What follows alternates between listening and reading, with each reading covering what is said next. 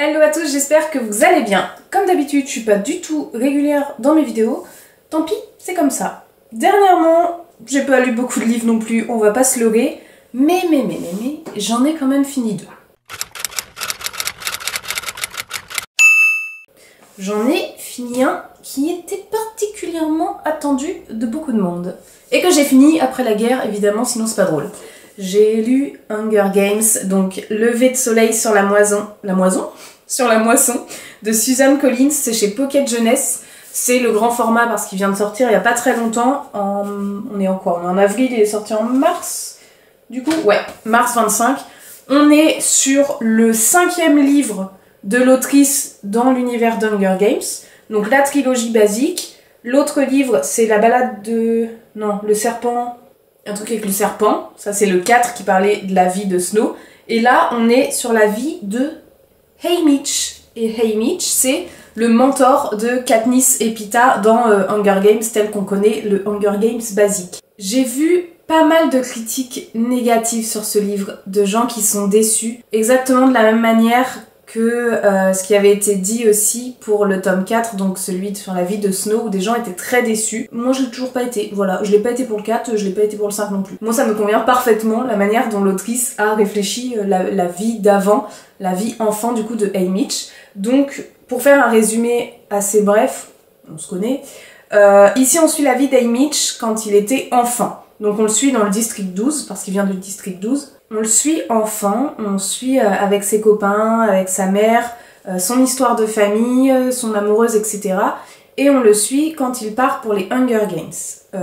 Il part pour les Hunger Games de façon non décidée. C'est-à-dire que c'est passé quelques petits rebondissements qui font que de base c'était pas forcément lui qui devait y aller, mais tant pis ça tombe sur sa tronche. Voilà. Donc on suit Haymitch qui part aux Hunger Games, faire les Hunger Games, et qui voue une haine profonde contre le Capitole et particulièrement contre Snow.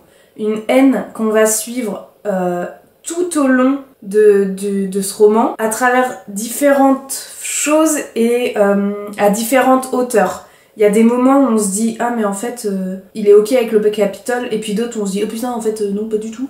Mais je trouve que la psychologie de ce personnage est bien travaillée dans ce livre.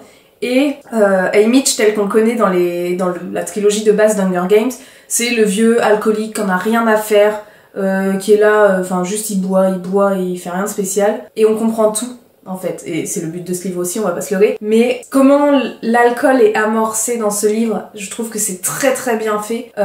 Comment son je m'en foutisme, ou plutôt son... Comment on dit? Ah, je perds le mot que je cherche. Le fait qu'ils se disent je suis fichu, je peux plus rien y faire, de toute façon c'est les autres qui gagnent. J'ai plus le terme. Si ça me revient quand je fais le montage, je vous le mets en bas, mais je l'ai plus. Bref, ça c'est super bien amené aussi, et on comprend pourquoi il est tel qu'il est dans la trilogie. Moi j'ai trouvé ce livre vachement bien fait. Pour autant, de base Hunger Games c'est Young Adult, ça aussi. Enfin du coup celui-là aussi. Celui-là, je trouve il est un petit peu plus hard que les autres. Ou alors je me rappelle pas des Hunger Games de base quand je les ai lus. Mais là, il y a des actions, des mises à mort, des scènes de violence qui sont très claires, très explicites. Et je me dis, ado, c'est quand même un peu... Ou alors peut-être que je me rappelle pas et que c'est pareil dans la trilogie de base, mais je le trouvais un peu hardcore pour des ados quand même. Pas souvent, hein, mais quand c'est en plein dans les Hunger Games, quand ils sont en plein dans l'arène, il y a 2-3 scènes de zigouillage où tu te dis la vache, je vois très bien comment ça se passe sans aucun problème avec les détails, merci quoi. Beaucoup de gens étaient déçus, moi pas du tout. C'est un livre que je peux vous recommander. De toute façon, si vous aimez la saga Hunger Games,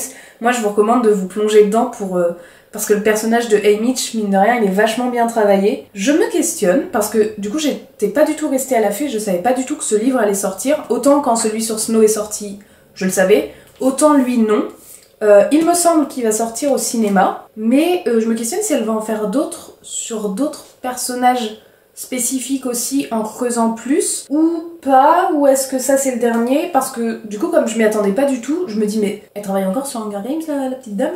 Donc franchement je suis très curieuse de voir si elle va faire autre chose à un moment donné ou pas, et en tout cas je suis comblée, parce que du coup la saga Hunger Games, c'est grâce à cette saga que j'ai aimé le monde du livre, que j'ai aimé, que j'aime lire en fait, que je me suis prise de passion pour le livre. Donc me dire qu'à 24 ans, il y a un autre Hunger Games qui sort et que je peux le rajouter à celui que j'ai eu à mes 14 ans, ça me fait très plaisir. Donc ça ira chez papa et maman. dans la grande bibliothèque, parce que moi, je commence à manquer de place ici. Quand j'aurai une grande maison, je ramènerai tout. Et je vais pouvoir mettre le petit 5e à côté. Je vous fais le débrief sur l'autre livre demain, je pense, parce que là, je suis un petit peu à la bourre et je dois y aller. À tout à l'heure. Enfin, à tout de suite. Recoucou, me revoilà le lendemain pour vous parler de ce 2e livre. J'ai donc aussi lu L'appel pour le climat du Dalai Lama. C'est des entretiens avec Franz Halt. C'est édité chez Guy Trédaniel Éditeur, du coup. Celui-ci, je me souviens, je l'ai trouvé d'occasion, je crois à 50 centimes ou 1 euro, quelque chose comme ça, chez Gilbert Joseph. Donc, je me suis dit que ça pouvait être chouette. Je sais que les avis peuvent être un petit peu controversés vis-à-vis du Dalai Lama. Pour autant, comme ça parlait d'écologie, de climat, du coup, j'étais assez curieuse de ce que ça pouvait aborder sur la thématique du climat principalement. Et franchement, il se lit tout seul. Bon, déjà, c'est écrit, hop, vous voyez, c'est pas écrit petit, c'est écrit relativement gros quand même, avec pas mal de marge. Et ça se lit vraiment bien. Souvent j'ai du mal avec les livres où c'est des échanges avec des journalistes, où vraiment c'est question-réponse, parce que, enfin, j'arrive pas souvent à accrocher à ça, je me perds, j'en ai un peu marre. Je préfère plutôt regarder des reportages ou vraiment des échanges journalistiques en vidéo ou à la rigueur en podcast, mais j'ai jamais fait encore, que d'en lire. Pour autant, celui-là, ça passe tout seul. Notamment parce qu'il y a une grande préface du Dalai Lama et une grande postface aussi du journaliste qui sont vachement intéressantes. Donc finalement les échanges au milieu sont plutôt bien faits, c'est bien écrit, c'est bien construit. On est principalement du coup sur de l'écologie et sur de la religion, en tout cas sur le bouddhisme et sur beaucoup de spiritualité, où en fait il y a des échanges où ça dit finalement que bah voilà, l'homme, le Dalai Lama a toujours confiance en l'homme, que l'homme va savoir se réveiller au bon moment pour sauver notre planète. Pour autant, le journaliste lui met vachement de faits en face en disant bah écoutez, on est en telle année, il y a toujours rien de fait, il y a tel accord de Paris, mais il y a Trump qui veut sortir d'eux. Enfin, il lui met plein de faits en face et le Dalai Lama du coup est beaucoup dans le mais si ça va le faire, les hommes vont réussir, machin. C'est sympa, ça se lit bien. Pour autant, vous voyez, je l'ai terminé avant-hier et j'en garde pas énormément de souvenirs avec énormément de détails, parce que finalement c'est assez en surface, on n'a pas beaucoup de choses concrètes ou d'actions possibles ou de chiffres ou de choses visibles. Vraiment ouais, concrète finalement à se dire en tête. Donc il est sympatoche, il est pas dingo non plus. Voilà, je l'ai lu, il a apporté un petit peu de connaissances, voilà, j'ai un livre de plus ou de moins à ma pile à lire plutôt. Mais ça va, c'était sympa. Et du coup, dernier livre, je pense que la vidéo sera courte parce que du coup bah, je l'ai pas terminé du tout. C'est celui que j'ai entamé il y a pas très longtemps, j'en suis à la page 56 sur 182. Je suis sur La planète des singes de Pierre Boulle, c'est édité chez Pocket. Et celui-ci était à 4 € aussi chez Gibert à La Rochelle quand nous y sommes allés en mars, je crois. on me l'avait offert quand moi j'avais acheté Le temps d'après de Jean Egland que j'avais adoré. Je vous en ai fait une vidéo dédiée, d'ailleurs je vous la mets là. J'aime trop ce livre. Bref, du coup je me suis dit, petit roman poche, je viens de lire un livre qui parle un peu de philosophie, de climat, de science, voilà. Je vais me rejeter un petit peu dans de la science-fiction. Donc j'ai attaqué La planète des singes. La planète des singes, on suit plusieurs scientifiques qui partent dans l'espace dans une petite navette et qui vont, donc il y a 3 scientifiques, et qui vont tomber sur une planète qui semble réunir tous les critères pour qu'il y ait la vie sur cette planète. Donc ils arrivent sur cette planète, et en effet ils descendent du petit vaisseau, et ils croisent quoi? Des humains, mais des humains un peu chelous. Les humains ils parlent pas, ou ils hurlent, ils font des bruits, sont tous à poil, enfin bref, rien qui va par rapport à les civilisations humaines telles qu'on la connaît. Et du coup à un moment s'en vient un événement assez bizarre, où ils vont être amenés à rencontrer ces fameux singes, parce que c'est quand même écrit et tout le monde le sait, on est sur la planète des singes, qui eux, à contrario, ont l'air d'avoir l'emprise sur cette planète-là, et notamment sur les humains.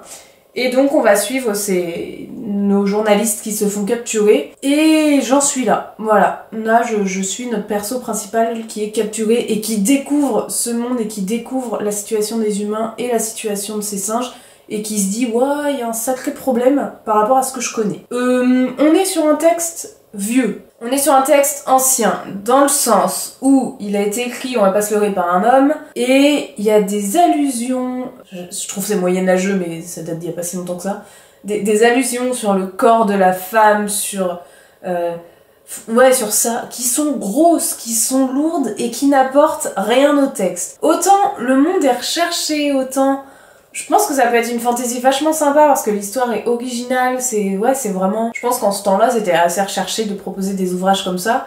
Mais punaise, nous dire que par rapport à tous les hommes, la dame là qui va appeler Nova, c'est la plus belle femme qu'il ait jamais eue, qu'elle a des formes incroyables, que tout est bien proportionné, que... On s'en fout. Voilà, on s'en fout, ça n'apporte rien. Et c'est plein de petites réflexions à la con comme ça, qui, genre une phrase à droite, une phrase à gauche, oh, mais cette femme est drôlement belle. Oh, mais quelle jolie poitrine. Oh, mais qu'est-ce qu'on s'en fout de ça? Ça n'apporte rien au texte. Ça apporterait quelque chose au texte. La physiologie de la femme pour tel ou tel événement. J'en sais rien, je dis n'importe quoi. Oui, là, non, Pierre, il avait juste assez chaud quand il l'a écrit, je pense, donc... Enfin non, ça va avec l'époque, ça va avec tout ça. Donc j'essaye d'en faire abstraction. Quand je vois ça, je lève un coup les yeux au ciel parce que ça va frérot, est-ce que je peux lire mon livre sans avoir le descriptif détaillé des épaules jusqu'aux orteils? Merci. Mais sinon, l'histoire est sympa. Je fais abstraction de ça, et pour le moment l'histoire est sympa parce que vraiment, ça m'intrigue ce qui se passe sur cette planète, et moi ce qui m'intrigue c'est comment ils vont sortir de ce bourbier. Parce que vraiment c'est spécial quand même. Et du coup tu te dis... il y a vraiment moyen de sortir de ça, comment il va s'y prendre. Donc vraiment ça m'intrigue. Là pour le coup, c'est vraiment pas écrit gros, voilà, chez Pocket. Mais ça se lit assez bien. Souvent les ouvrages un peu vieux, assez anciens, sont écrits d'une manière... Enfin, la plume d'autrefois... Enfin, je sais que ça c'est à peu près la période, je pense, de mes... grands-parents. Ouais, mes parents étaient pas nés, c'est ça. Mes grands-parents. La plume qu'ils avaient autrefois dans les ouvrages, notamment des ouvrages de science-fiction, fantasy, qui étaient pas forcément des ouvrages les plus parus, et en tout cas, il n'y avait pas une si grande diversité et plusieurs... Enfin, nous maintenant, dans la fantasy et la science-fiction, on a une multitude de choses proposées, intéressantes ou non. Enfin bref, on a vraiment... Ça s'est vraiment étoffé de dingue. Autrefois, je crois que c'était pas forcément trop le cas, donc on était sur... Il y avait peu d'ouvrages, finalement, qu'en parlaient, écrits principalement par des hommes. Et du coup, oui, je disais, la plume va avec l'époque. Parfois, les livres anciens sont pas faciles à lire de la même...